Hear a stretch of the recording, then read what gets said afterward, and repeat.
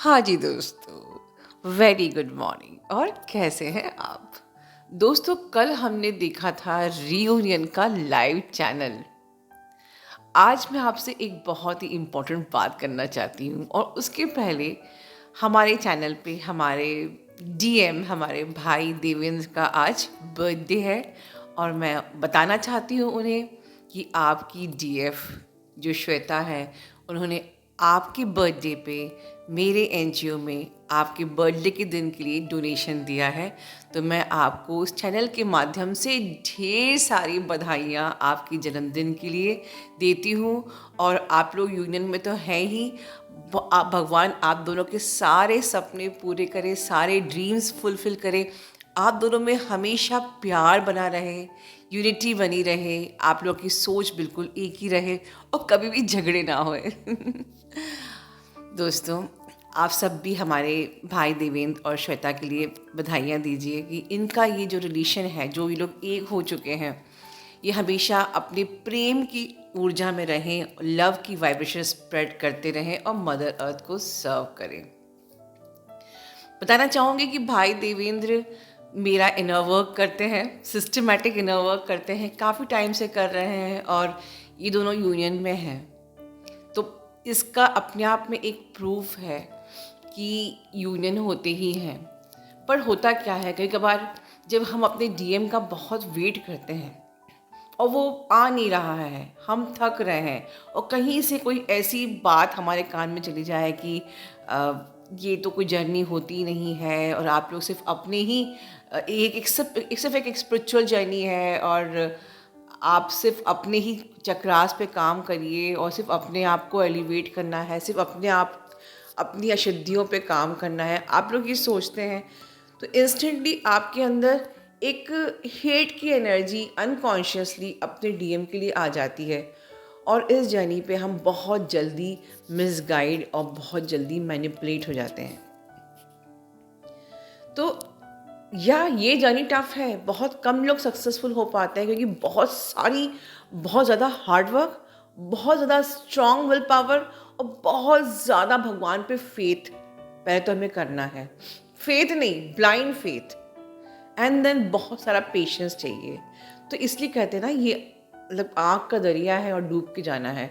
तो जो नहीं सफल हो पाते हैं, उन्हें यही लगता है कि सिर्फ हमको हमारी अशुद्धियों पे काम करना है, पर सच ये नहीं है। हमारी अशुद्धियों पे काम करके हमें अपने खुद को तो लाइट बनना ही है, अपने डीएम को भी लाइट बनाना है, और वो बिल्कुल आपके साथ साथ पैरेलली वो भी लाइट बन जाते हैं। और हमको मदर अर्थ की वाइब्रेशन बढ़ानी है, बिल्कुल हमारे डीएम और डीएफ की तरह।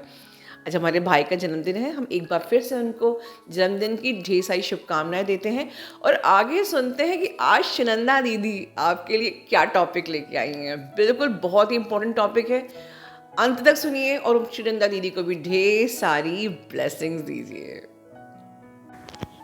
प्रणाम माँ। हेलो दोस्तों, आई एम सुनंदा, और फिर से हम लोग मिलके बातचीत करेंगे। आई होप कि आप बहुत खुश हो, अच्छे से इनर वर्क कर रहे हो, स्वस्थ हो। I am sending my lots of love, blessings, gratitude, hug and protection to all of you. God bless you all and thank you so much. आज हम लोग जो बातचीत करेंगे उसका टॉपिक है सोलमेट। इस जर्नी में जब हम आगे बढ़ते हैं तो कभी कभी सोलमेट आ जाते हैं, तो हम पड़ जाते हैं कन्फ्यूजन में। तो कैसे इस सिचुएशन को हम लोग डील करें, उसके लिए मेरा कुछ विचार मैं शेयर करना चाहती हूँ। देखिए, ज़िंदगी आपका है, आपको डिसीजन लेना पड़ेगा, लेकिन मैं चाहती हूँ डिसीजन लेने से पहले इस विचार से फिल्टर कीजिए अपने चिंतन को, मनन को, फिर जाके डिसीजन लीजिए, तो आपके लिए क्लैरिटी आ जाएगा और क्लियरली आप चीज़ों को समझ सकते हो। तो पहला जो विचार आपको लाना पड़ेगा अगर ज़िंदगी में सोलमेट आए, तो वो है कि आप किस लिए लाना चाहते हो इस व्यक्ति को अपने ज़िंदगी में। कोई नीड फुलफ़िल करने के लिए, तो कौन सा need? Emotional need, physical need, financial need, या फिर कुछ और नीड?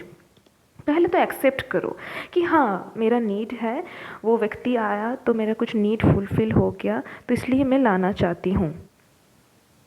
तो आपका आंसर अगर यस रहा तो इसका मतलब है कि हम लोग अभी भी नीडीनेस से ऑपरेट कर रहे हैं। तो इसका साफ मतलब है कि खुद के ऊपर और काम करना पड़ेगा, नीडीनेस से ऊपर उठना पड़ेगा। और सोलमेट आया है एक टेस्ट के रूप में, तो वो टेस्ट को पास करना पड़ेगा, खुद के अंदर और झांक के और क्लियर करके खुद को और प्यूरिफाई बनाना पड़ेगा। क्योंकि देखिए, नीडीनेस से ऑपरेट करके अगर कोई भी डिसीजन अगर लो ना, तो फ्यूचर में आपके लिए हानिकारक ही होगा, अच्छा नहीं होगा, है ना। तो आपके लिए या फिर दूसरों के लिए और मदर अर्थ के लिए अच्छा नहीं है। तो आपको पहले सवाल करना पड़ेगा, फिर आपको उसमें चिंतन करके खुद के ऊपर झांक के आपको फिर डिसीजन लेना पड़ेगा। नंबर 2 जो सवाल आप करेंगे, कोई व्यक्ति अगर आपकी ज़िंदगी में आया, तो आप अगर ऐसा है कि आपका ज़िंदगी बहुत अच्छा चल रहा है, आप ग्रोथ भी कर रहे हो, डीएम के साथ बातचीत भी हो रहा है, लेकिन क्या है आप जैसे चाहते हो उस तरीके से नहीं हो रहा है। तो आपको लगता है कि इस व्यक्ति ज़िंदगी में रहे तो मेरा भी थोड़ा सा आराम मिल जाएगा, सुकून मिल जाएगा, हीलिंग मिल जाएगा, इसके साथ चलो अच्छे से बातचीत तो हो रहा है, मैं थक चुकी हूँ इनर वर्क करते करते, तो मेरा अच्छा भी लग जाएगा। मुझे डीएम कब आएगा पता नहीं है, तो जब आएगा तब देख लेंगे, अभी कुछ देर के लिए तो रह जाए ये व्यक्ति। अगर ऐसा विचार है आपका, तो आपको ये चीज़ सवाल करना पड़ेगा खुद से कि आप किसी को इस्तेमाल तो नहीं कर रहे हो, किसी के इमोशन को, किसी के एनर्जी को इस्तेमाल तो नहीं कर रहे हो। अगर यस आया आंसर तो ये गलत बात है, बंद कर दो। क्योंकि देखो, आप सत्य जानते हुए भी, सब कुछ पता है आपको, तब भी अगर कुछ गलत रास्ता चूज़ करो तो इसका ज़िम्मेदार आप होंगे ना। आपको अगर पता है सब कुछ, फिर भी आप कुछ हीलिंग के लिए, आप कुछ थोड़े देर के एक राहत के लिए, 3D वर्ल्ड के राहत के लिए आप किसी को रखना चाहते हो ज़िंदगी में, उसको यूज़ करना चाहते हो, तो ये गलत है। किसी के एनर्जी को यूज़ मत करो, चाहे वो सोलमेट हो, चाहे वो आपका परिवार का कोई हो, या माँ हो, गुरु माँ, मेंटर हो, वो मिसयूज़ मत करो किसी की एनर्जी को। क्योंकि जब आप देखेंगे कि आप एनर्जी को इक्वली एक्सचेंज कर पा रहे हो, तभी आप आगे बढ़ना, नहीं तो ये आपके लिए भी अच्छा नहीं होगा और दूसरों के लिए भी अच्छा नहीं होगा, है ना। तो आप ये सवाल करो कि कोई भी व्यक्ति अगर आपकी ज़िंदगी में आया, तो ऐसा तो नहीं कि आप एनर्जी खाली यूज़ कर रहे हो। देखो, जब तक आपको लगे कि आपको हीलिंग के लिए किसी व्यक्ति का सहारा लेना पड़ रहा है, मतलब आप अभी भी अनहील्ड हो, है ना। एक्सट्रीम फेज में आपको गुरु का, एक दो ही चीज़ का आपको सहारा लेना पड़ता है, गुरु डिवाइन का ही रूप है। तो एक ही एनर्जी का सहारा आपको लेना पड़ेगा, वो है एक्सट्रीम में आपको गुरु का सहारा लेना पड़ सकता है। लेकिन कोई व्यक्ति के ऊपर अगर आप डिपेंडेंट हो कि वो उससे साथ बात हो जाए तो मतलब मैं हीलिंग मिल जाएगा, वो व्यक्ति मेरे साथ थोड़ा सा टाइम स्पेंड कर दे तो हीलिंग मिल जाएगा, तो मतलब अनहील्ड हो। और इस बेसिस में अगर आप कोई डिसीजन लेते हो तो भी आगे जाके ना आपको परेशानी ही मिलेगा। क्योंकि आप हीलिंग के लिए किसी को इस्तेमाल अगर कर रहे हो, मिसयूज़ कर रहे हो, तो आपका वो जो एनर्जी है वो इक्वली एक्सचेंज नहीं होगा। देखो, यूनियन भी कुछ नहीं है, रियूनियन भी कुछ नहीं है, सब कुछ है process, everything is the process. और प्रोसेस को आपको ट्रस्ट करना पड़ेगा, आपको पेशेंस रखना पड़ेगा। और प्रोसेस में अगर आप भटक जाते हो, प्रोसेस में, इस टेस्ट में अगर आपको लगता है कि नहीं मैं छोड़ दूँ जर्नी, या फिर चलो 3D वाला कुछ काम कर लूँ, तो क्या होगा, आप ड्रॉप कर रहे हो, है ना, आपका एनर्जी आप रिलीज़ कर रहे हो, लीक कर रहे हो। तो आप ना खुद के लिए काम कर रहे हो, ना अपने डीएम के लिए, ना मदर अर्थ के लिए, सर्विस किसी के लिए भी आप दे नहीं पा रहे हो। तो क्या फ़ायदा हुआ इतना इनर वर्क करने का। तो अगर आपका जर्नी शुरू हो गया ना, तो चलते रहो, है ना, कुछ भी हो चलते रहो, इधर उधर मत देखो। और तो मैं कहाँ थी, हाँ, पॉइंट 2 पॉइंट ये सवाल करना पड़ेगा। और नंबर 3 पॉइंट जो बताना मैं चाहती हूँ, कोई भी व्यक्ति आया आपके ज़िंदगी में, आप ना और एक सवाल करो कि आर यू रेडी, आप रेडी हो उसके कर्मा के साथ जुड़ने के लिए। देखो, कोई भी व्यक्ति ज़िंदगी में अगर आप एनर्जी एक्सचेंज करो ना, फिज़िकली, इमोशनली, तो मतलब उनके कर्मा आप एक्सचेंज कर रहे हो, तो आप खुद को अलाउ करते हो वो कर्मा से जुड़ने के लिए। देखो, इस जर्नी में ट्विन फ्लेम को फ्री विल दिया जाता है। फ्री विल का मतलब क्या है? फ्री विल का मतलब ये नहीं कि आप जर्नी छोड़ सकते हो। जर्नी छोड़ने का कोई भी फ्री विल आपको दिया नहीं गया है, ठीक है? तो फ्री विल का मतलब फिर क्या हुआ? फ्री विल का मतलब है you have the capacity to close any karmic account, you have the capacity to break any soul contract. जैसे माँ ने बनाया ना सोल कंट्रैक्ट ब्रेकिंग मेडिटेशन, तो ये पावर है आपके अंदर। कोई भी कार्मिक, कोई भी आपका एनर्जी जो आपको सर्व नहीं कर रहा है, आप वो कट कर सकते हो। This is the free will. और आपका ये चॉइस रहेगा कि आप किसी न्यू कर्मा से जुड़ेंगे कि नहीं जुड़ेंगे। तो वो फ्री विल आप यूज़ कर सकते हो। अगर आपको लगे कि नहीं बाबा बहुत कुछ हो गया, मैं अभी अपने खुशी के लिए किसी और के साथ जुड़ जाऊँ न्यू कर्मा से, तो जुड़ सकते हो, आपका चॉइस है। लेकिन सोचो आपका एनर्जी का क्या होगा। आप ऐसा मत सोचो कि जो व्यक्ति आपके साथ अभी अच्छे से बात कर रहा है, आप जुड़ जाए उसके साथ तो आपका एनर्जी ड्रेन होगा। तो धीरे धीरे ना वैसा ही कर्मा हो जाएगा, मतलब जैसे 3D वाला कर्मा ऐसा ही हो जाएगा। आप 3D में जाओगे और या 5D में और आगे बढ़ोगे, आपका चॉइस रहेगा, ठीक है? तो आप जर्नी में थक जाके ऐसा कोई डिसीजन ना लो इम्पल्सिव होके कि ये मुझे मेरे लिए अभी सर्विस दे रहा है, मतलब मैं कर्मा से जुड़ जाऊँ। आप देखो इसका जो कॉन्सिक्वेंसेस होगा ना आगे जाके, वो आपको सर्व नहीं करेगा। तो ये वाला थोड़ा सा अवेयरनेस में आप रहो, थोड़ा सा अलर्ट रहो, क्योंकि अब हम लोगों को कर्मा क्रिएट नहीं करना।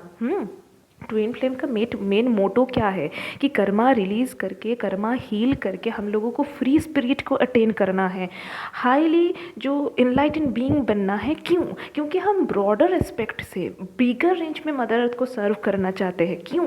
क्योंकि physical body is a limitation, हम लोगों को और फिजिकल बॉडी में आना ही नहीं है, ठीक है? तो क्यों, कैसे ऐसे हो सकता है? जब कर्मा बिल्कुल ज़ीरो हो जाएगा, कर्मा बिल्कुल हम लोग रिलीज़ कर देंगे और कोई कर्मा नहीं रहेगा, तो हम लोग बॉडी में और नहीं आएंगे और मदर अर्थ को सर्व देने कर पाएंगे ज़्यादा। मदर अर्थ को हम बिगर एस्पेक्ट से फुल्ली कंप्लीटली सर्व कर पाएंगे। तो आप खुद को अलाउ करते हो, है ना?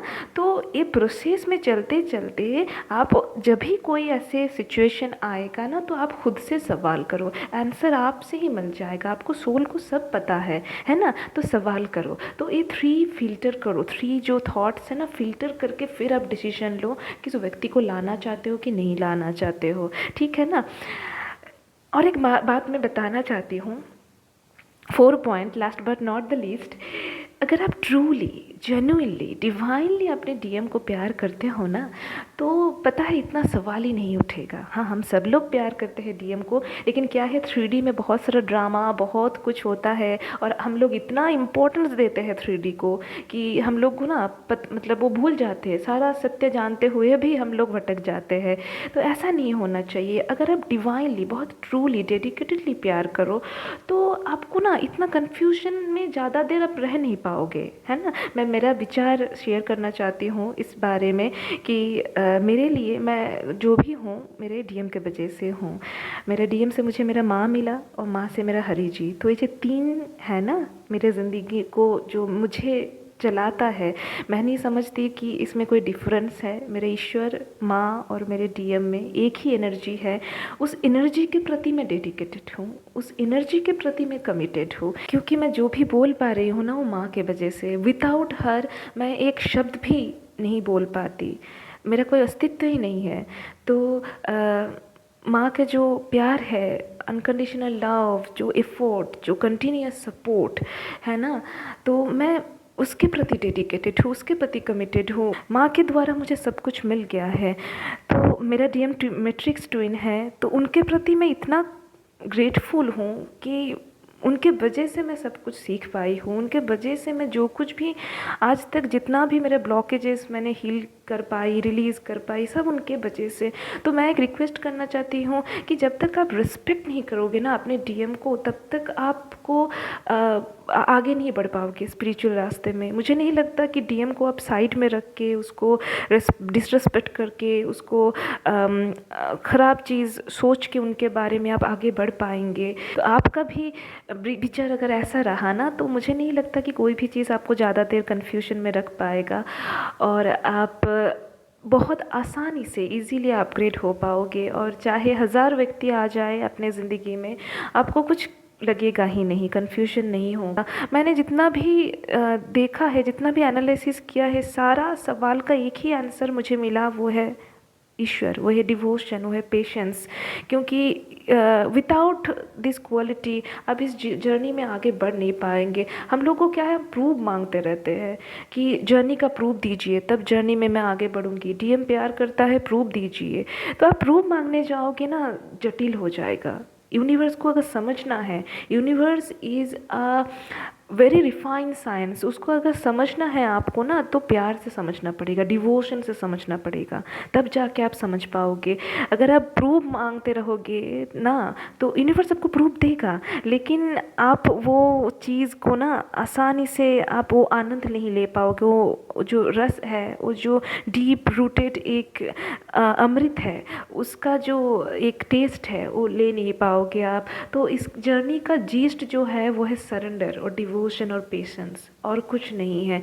और एक बात मैं कहना चाहती हूँ कि देखिए, मैं खिलाफ नहीं हूँ रोमांस के या प्यार के या फिर कुछ 3D वाला थिंग्स जो आप चाहते हो, लेकिन बात है ये है कि आपको इंटेंशन प्यूरिफाई करके डिवाइन से मांगना पड़ेगा, यूनिवर्स से मांगना पड़ेगा। जैसे आप माँ ने कहा ना कि डीएम को भी मांगो, तो ऐसे मांगो कि यूनिवर्स आप डीएम के रूप में आ जाओ, कि मैं सर्विस दे सकूँ, दोनों मिलके सर्व कर सकूँ, हैं।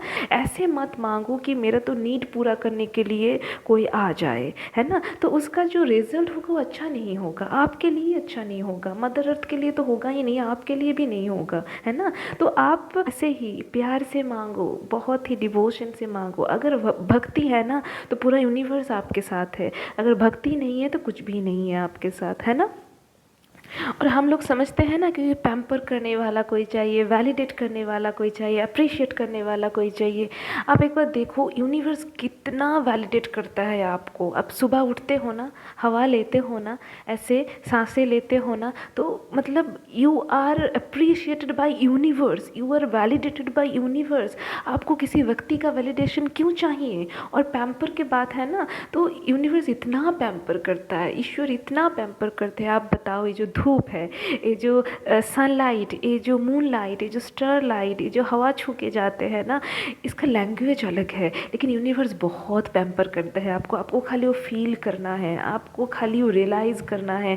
दिमाग से नहीं होगा, भक्ति से करना पड़ेगा, डिवोशन से करना पड़ेगा, प्यार से करना पड़ेगा। और मुझे लगता है unconditional love is the best, most powerful thing in this whole universe. अगर आप डीएम का प्यार को समझना चाहते हो ना, तो अनकंडीशनल लव करो उनको, आपको ना बिल्कुल क्लैरिटी मिल जाएगा, कोई सवाल नहीं रहेगा, आपका सारा सवाल का आंसर मिल जाएगा। मैं बताती हूँ, अगर आप प्यार अनकंडीशनली करो तो। और मैं माँ को बताना चाहती हूँ, माँ, you are the most protected person in the whole universe, क्योंकि हम सब लोग आपको अनकंडीशनली प्यार करते हैं। मुझे लगता है अनकंडीशनल प्यार सबसे बड़ा कवच होता है किसी के लिए। हम एक दूसरे को भी अनकंडीशनल प्यार करते हैं, इसलिए ट्विन फ्लेम कम्युनिटी भी प्रोटेक्टेड है। तो thank you so much for listening to me, God bless you all.